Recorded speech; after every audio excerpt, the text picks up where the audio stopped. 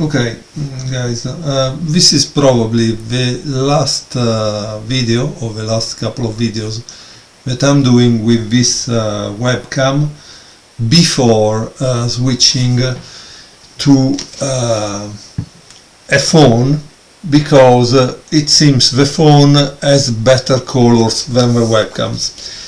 And in any case, I would like to take this chance to show some games from this amazing book, de la Bourdonnais versus McDonnell, in 1834.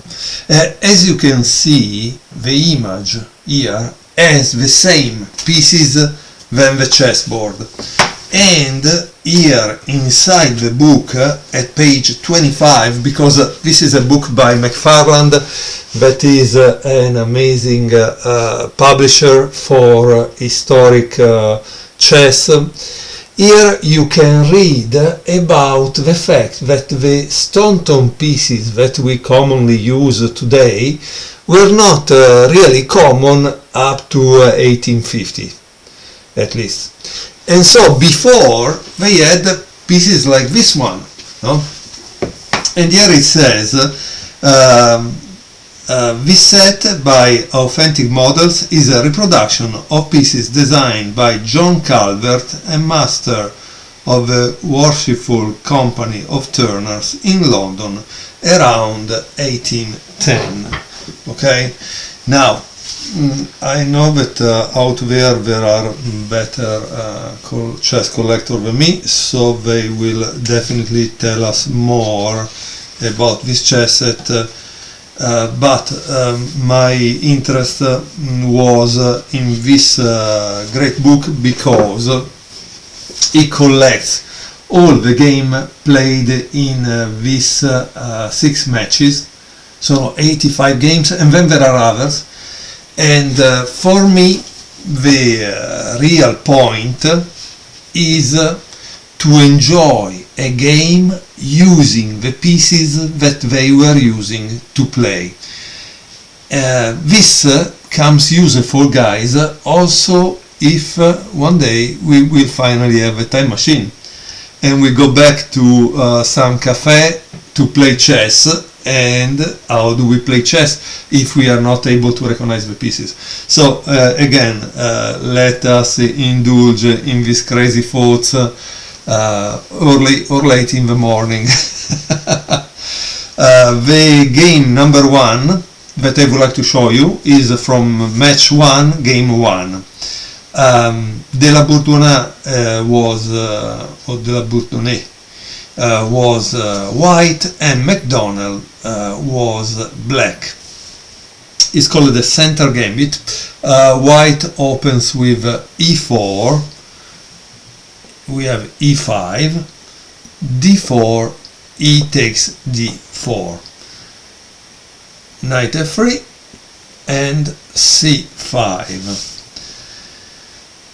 Here it says, of course, that they could have transposed into the Scotch gambit with knight c6, or even the Petrov, the Russian defense, with knight f6, for example, right? So the book has all these games, but there are also a good series of annotation, okay? Probably also bishop b4 could be played, and is not a bad idea. This is definitely a gambit, because once you play c3 it takes. Why is not a bad idea? Because bishop c4 is not there, and when generally bishop c4 is there, the mess is that black will be attacked on f7, the king will lose castling, and so white has some kind of compensation. So what did McDonnell play? McDonnell played c5. And here it says, the move chosen by McDonnell, although not entirely bad, commits black's pieces to defensive roles, and has consequently been virtually untouched by theory.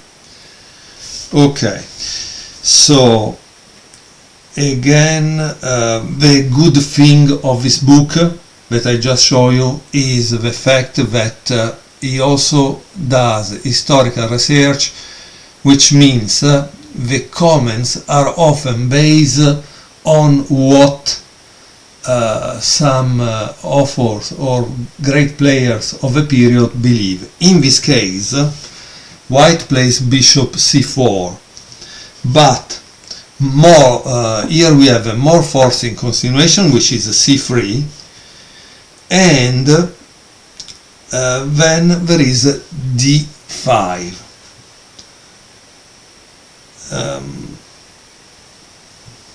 But Morphy, one of the most famous players in history, the one we generally study the games to learn about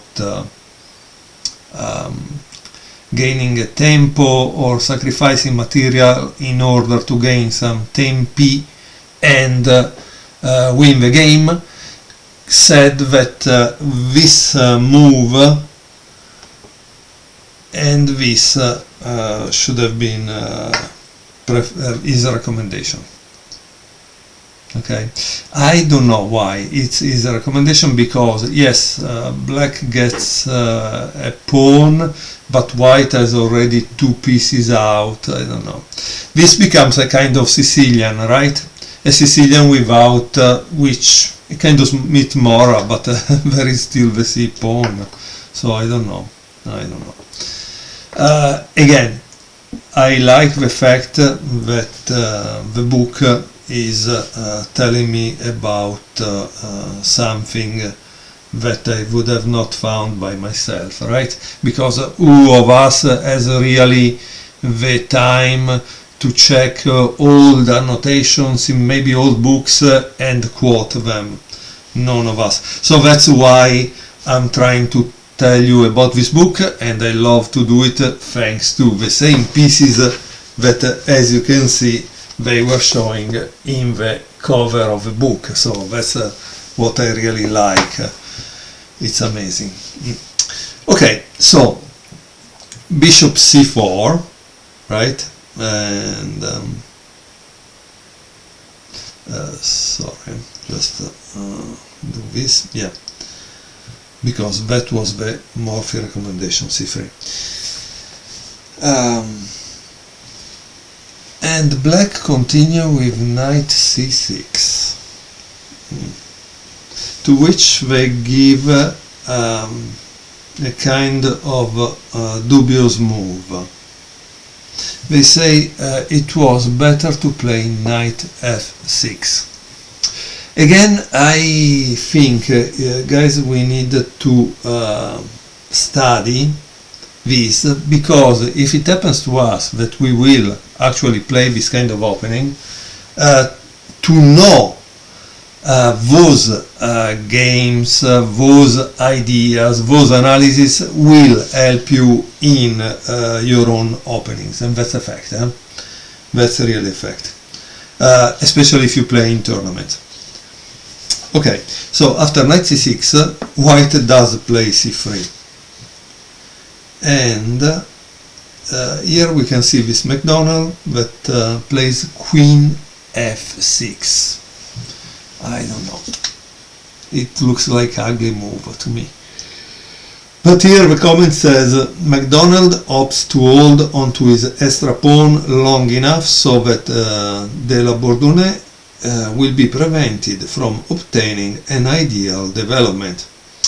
Here was quoted also this Bilger's handbook, and the handbook claimed that white has good chances in the gambit accepted, showing that d takes c, not a good idea, knight takes c3, d6 and bishop b4, and as you can see all the pieces are nearly developed, so it's really good for white, in my opinion. Yeah. Let's see it, because I want to show you one thing. So if instead of queen f6 black plays this, okay, knight takes c3, d6, as you can see now this has become the bad bishop, and bishop f4, and white has a serious pressure on d6 and total control of d5. Again, as you can see, 4 pieces, only 1 out. I don't know, it doesn't make much sense, right, to play in this way, at least if someone doesn't have a death wish, or if someone is not an engine that has calculated all the defensive moves and is able to actually keep the pawn advantage. But in a game between human, honestly, not a good idea. And most of the time, because I like to play the Scotch Gambit, I generally suck on f7, because I know that once I keep that king in the center, I will score a point. Especially against lower rated players, that I'm speaking about the 1500, 1600, they will make mistakes because they don't calculate enough, and often I do a calculation of 3-4 moves ahead and find the right sequence. Okay, let me go back. Okay, so we were in this position and black opted to keep the pawn playing queen f6, which unfortunately obviously blocked the development of that knight. Now, keep in mind that also this bishop is in a bad kind of position, because where is he going? I don't know. So, well. And then we have this that is still not getting out. I don't know, the black position is bad. But it's interesting to see that the white wasn't able to prevail. Castle, d6 again. Now he opens this one, but this is totally blocked. This I don't know where it goes, and for sure you don't want to castle on this side because it's a little too open. You want to castle on that side, so you are still 2-3 moves out from doing something, right? I think one should try to definitely keep that king in the center. And look this. White plays c takes d, but I don't know. Here, for example, would have been interesting to know bishop g5 or even e5, you know, try to open the lines like rook e1, e5, and do something like that. For me, you don't want to solve the tension in the center with this move. I prefer to attack because that king is there. But again, I don't use a computer, so I don't know, maybe the authors of this book, the author, Kerry Utterberg, did use a computer and check that possibility, that idea. What I'm talking about is the fact that you guys know, we have seen it in many Kasparov games, also Spassky, everybody that was on the road to world champion, like also Gukesh, when they find that the other king is slightly late in the center, they try to open everything up and win the game.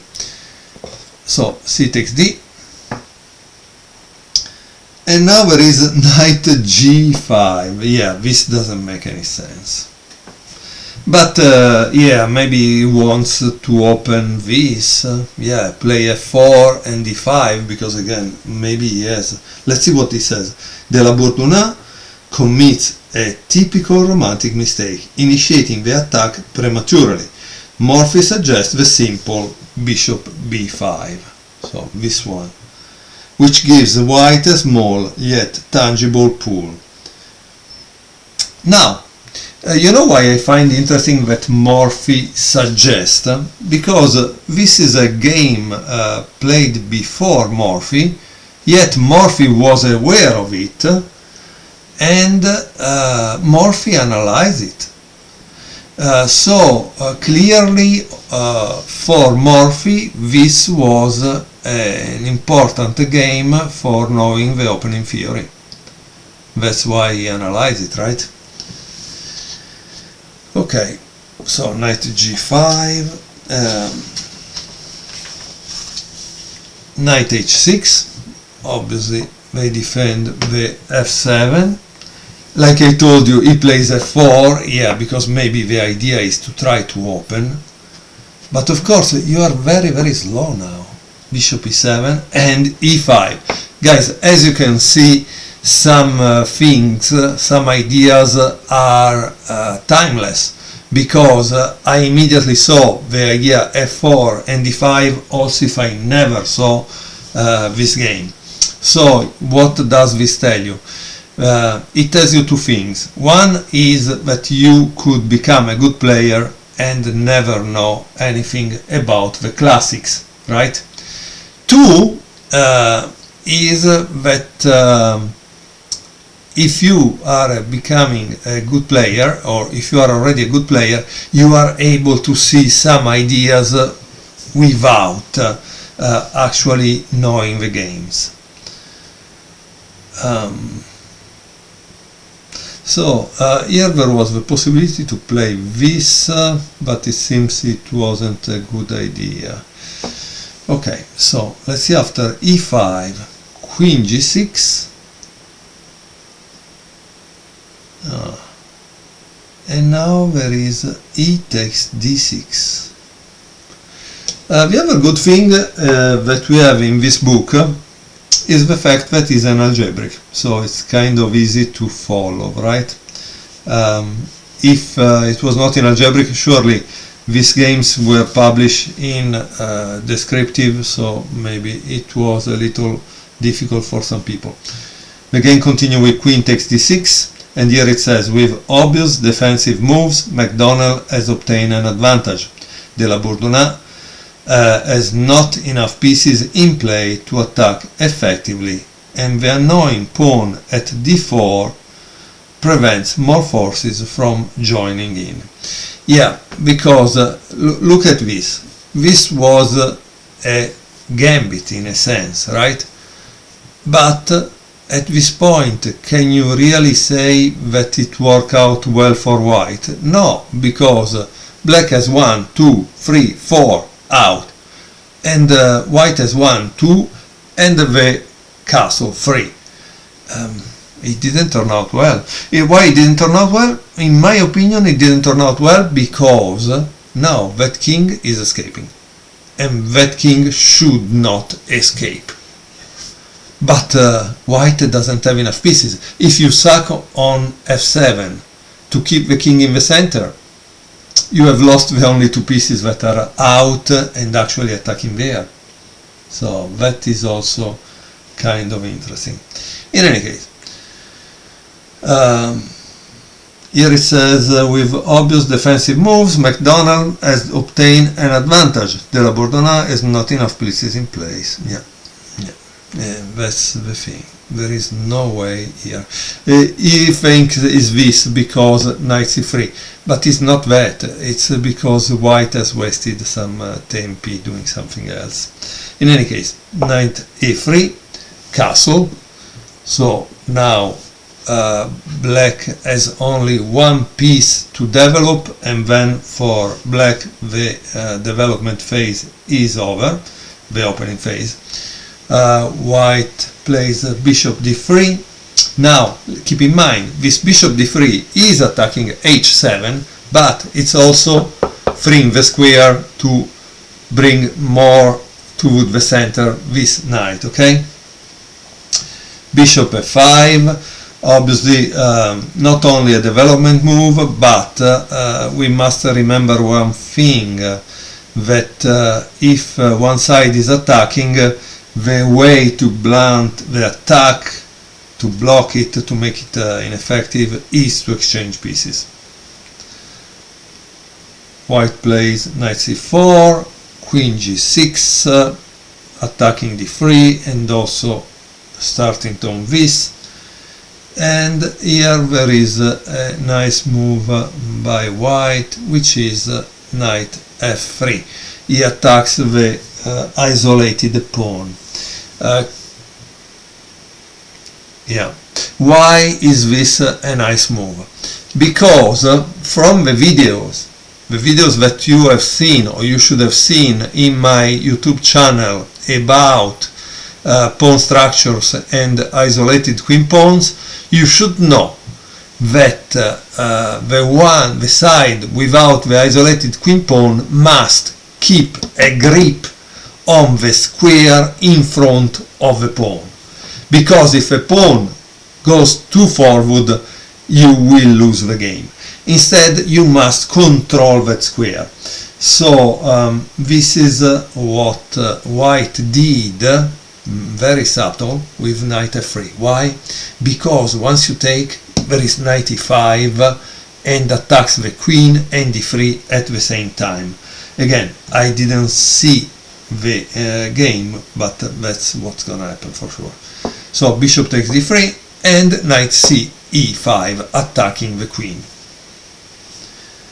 De la Bourdonnais has managed to inch his knights into centralized position, but McDonnell could still retain the more active position and an extra pawn with knight takes e5, knight takes e5 and queen f5.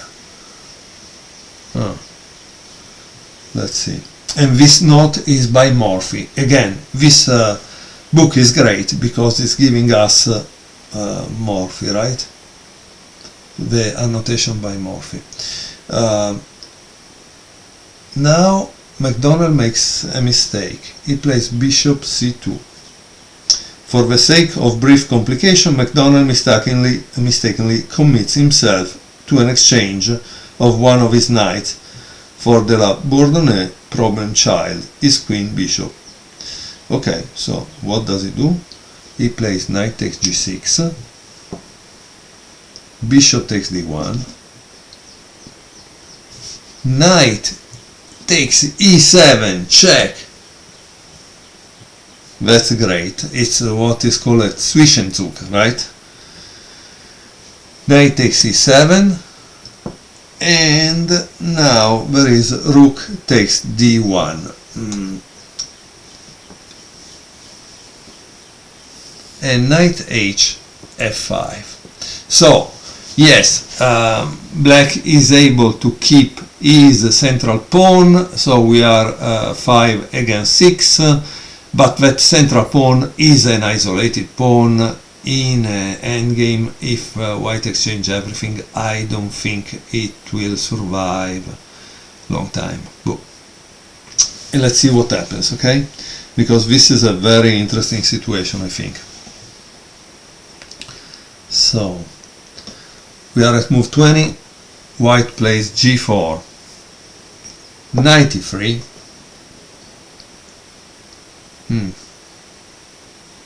So he's attacking this. Bishop takes e3. Yeah, he must do that. D takes e3. Now we have an isolated king pawn, which obviously we don't know how long will survive. What do you think is white move right now? Obviously white move is rook d7, which here is given as a mistake or a dubious move. In this case the comment is made by Staunton of the famous Staunton pieces, in reality English champion of the 1850s. Here Staunton says this would have been a simpler route to equality, but honestly the thing is rook d7 is the move we play, because if you control the 7th rank you generally get something out of it, right? Rook f8 and rook e1. Finally we are at move 23. As you can see, white was able to finally mobilize this rook. Of course he could have played rook takes b7, that's the move he could have played and is okay. Knight g6, f5, knight f4, and rook d 4. It seems that rook takes b7 is not a good move, and of course I let you buy the book to see all the notes and enjoy all these variations. After rook d4 there is knight h3 check, king g2, knight here, knight f2, and rook c4, rook a d8.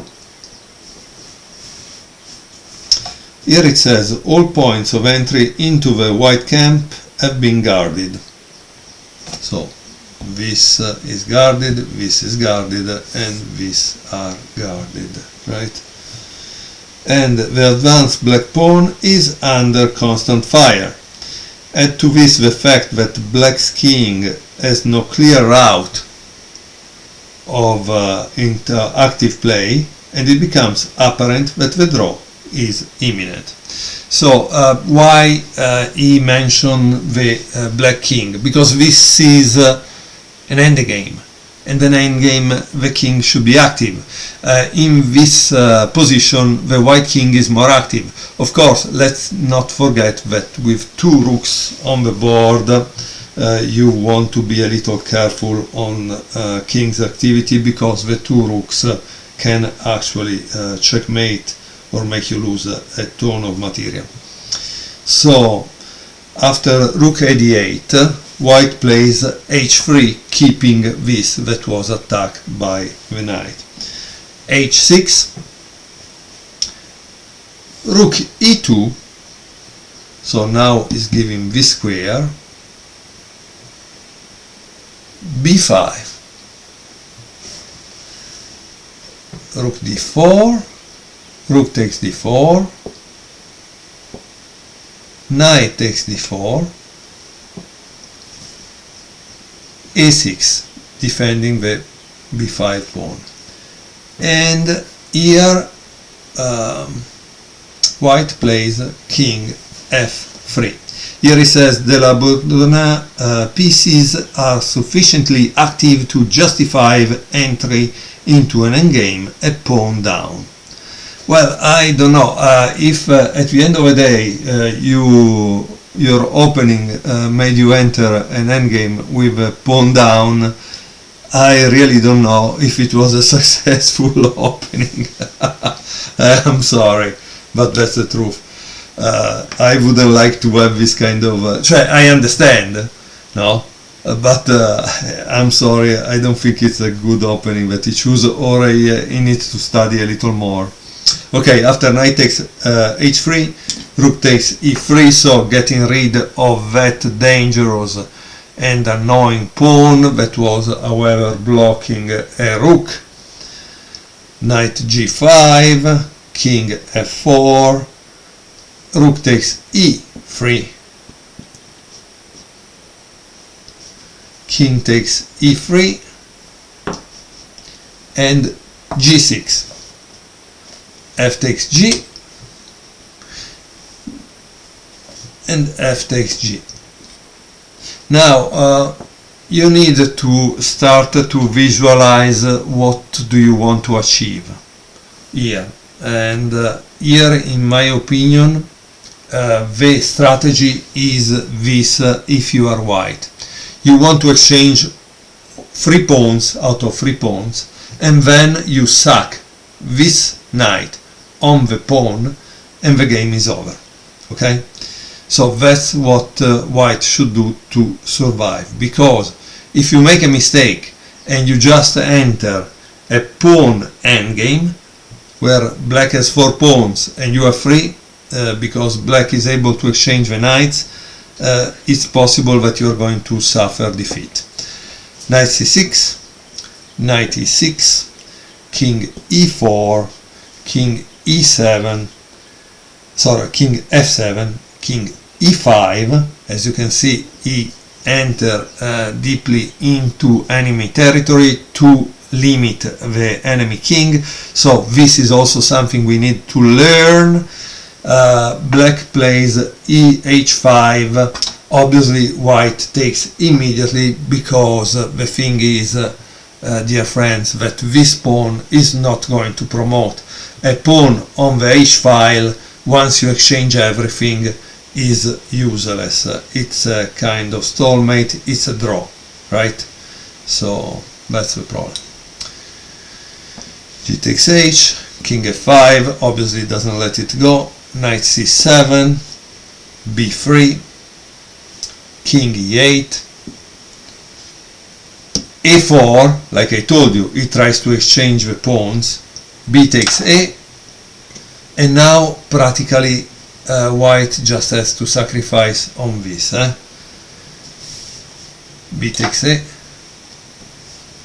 knight d5, king g5, knight e7. Obviously you don't really want to exchange the knights, you want to sacrifice your knight over that. And after this, knight s6, knight g6. Obviously this is a fake offer, because if you take it, he promotes. Beautiful move, however. King takes, obviously, knight f4, king g5, knight e6, king f5, king d7, king e5, and knight d8, and this ends game 1 of match 1 of between De La Bourdonnais and versus McDonnell. I hope you enjoyed this game. As we saw, it wasn't a flashy, morphy game where there are tons of sacrifices, but it was interesting because you could see also this game in a weekend tournament here in US, so it's kind of amazing that we are seeing something that happened in 1834 with the pieces that these guys use. Okay, thank you very much for watching, and see you next time.